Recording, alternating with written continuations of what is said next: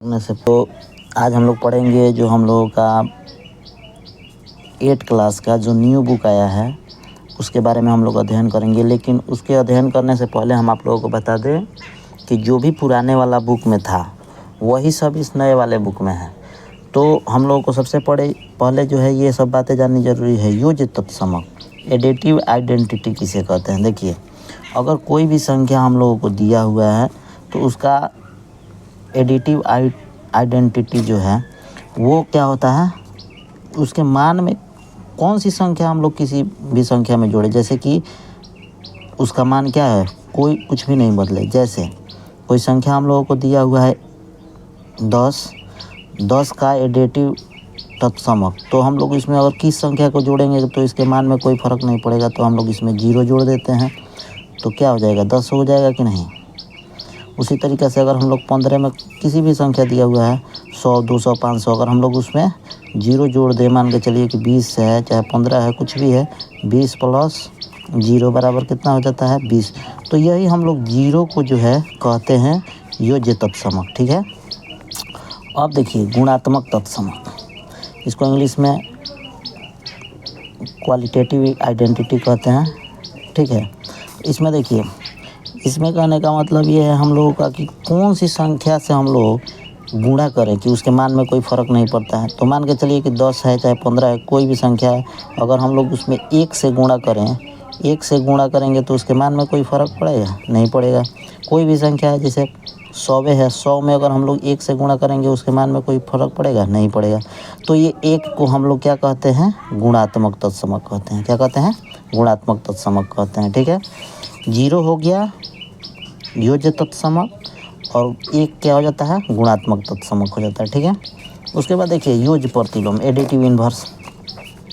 अगर कोई संख्या दी हुई है तो उसको किस संख्या से जोड़े कि उसका मान क्या आ जाए, 0 आ जाए, तो वही उसका एडिटिव इन्वर्स होता है। जैसे कि मान के चलिए कोई संख्या a है, a का योज्य प्रतिलोम क्या हो जाएगा, योज्य प्रतिलोम क्या हो जाएगा, -a हो जाएगा। क्यों, क्योंकि a प्लस -a बराबर क्या हो जाएगा, 0 हो जाएगा। ठीक है। तो जो भी संख्या हम लोगों को प्लस में दी हुई रहती है उसको उसका एडिटिव इन्वर्स योज्य प्रतिलोम क्या हो जाता है, माइनस में। यानी कि अगर आपसे पूछे कोई कि 10 का योज्य प्रतिलोम तो क्या हो जाएगा, 10 प्लस -10 इक्वल टू 10 - 10 बराबर 0। तो ये जो है -10 क्या हो गया, योज्य प्रतिलोम। -20 का योज्य प्रतिलोम,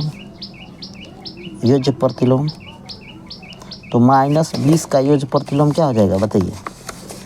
ये हो गया हम लोग का, अगर 20 माइनस में दिया है तो इसका योज्य प्रतिलोम हो जाएगा +20, तो प्लस का चिन्ह छुपा हुआ रहता है। ठीक है। अगर कोई भी संख्या प्लस में दी हुई हो तो उसको हम लोग माइनस में कर देते हैं, जो माइनस में दी हुई हो उसको प्लस में कर देते हैं। अब देखिए यहाँ पे गुणात्मक प्रतिलोम कोई भी संख्या, अगर कोई संख्या a दिया हुआ है, उसे किस संख्या में गुणा करेंगे कि उसका मान क्या आ जाए, हम लोगों को 1 प्राप्त हो जाए। तो a को अगर हम लोग 1/a से गुणा करते हैं तो बराबर 1 आता है। तो हम लोगों का a का योज्य प्रतिलोम क्या हो जाएगा, 1/a। यानी कि अगर कोई संख्या दिया हुआ है 10/15 का गुणात्मक प्रतिलोम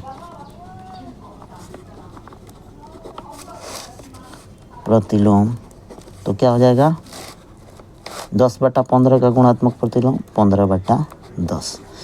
यहाँ तक किसी को कोई दिक्कत नहीं होना चाहिए। अगर 10 का गुणात्मक प्रतिलोम कह रहा है, तो 10 का गुणात्मक प्रतिलोम क्या हो जाएगा, 10 के बाटा में कुछ नहीं है तो 1 है, तो हम लोग क्या लिख देंगे, 1/10। यानी ये a का गुणात्मक प्रतिलोम 1/a और 1/a का गुणात्मक प्रतिलोम क्या हो जाएगा हम लोग का। अगर ऐसे कह रहा है कि 1/20 का गुणात्मक प्रतिलोम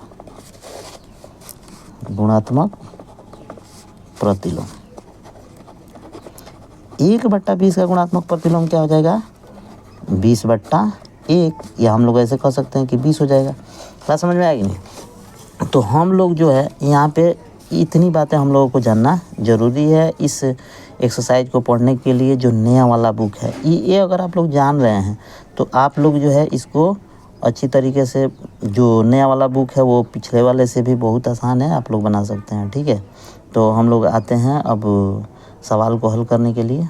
ठीक, कह रहा है सवाल हम लोगों से कि निम्नलिखित प्रत्येक के गुणन के अंतर्गत उपयोग किए गए गुण धर्म का नाम लिखिए। तो देखिए गुण धर्म का नाम हम लोगों को लिखना है, कौन सा नियम इसमें प्रयोग हुआ है। तो देखिए अभी आप लोगों को बताया था, किसी भी संख्या को अगर हम लोग 1 से गुणा करते हैं तो उसके मान में कोई अंतर नहीं पड़ता है। ठीक है, तो इस नियम को हम लोग क्या कहते हैं, गुणात्मक तत्समक। क्या कहते हैं बाबू? गुणात्मक तत्समक, है ना। तो ये 1 से गुणा किया गया है, आप लोग देख रहे हैं यहाँ पे एक ये क्या हो गया हम लोग का, ये गुणा करने पर इसके मान में कोई अंतर नहीं पड़ा, ये हो गया हम लोग का गुणात्मक तत्समक। बस यही हम लोग को इसका गुण धर्म लिखना है, ये हो गया गुणात्मक तत्समक। अब ये देखिए 2 नंबर में 2 नंबर कह रहा है कि -13/17 गुणे -2/7 इक्वल टू -2/7 गुणे -13/17। ठीक है, तो ये क्या कर दिया गया है, गुणा में इन लोगों का क्रम का विनिमय कर दिया गया है। यानी a गुणे b अगर है तो बराबर क्या कर दिया गया है, b गुणे a। इसको हम लोग कहते हैं गुणा का क्रम विनिमय नियम। क्या कहते हैं? गुणा का क्रम विनिमय नियम।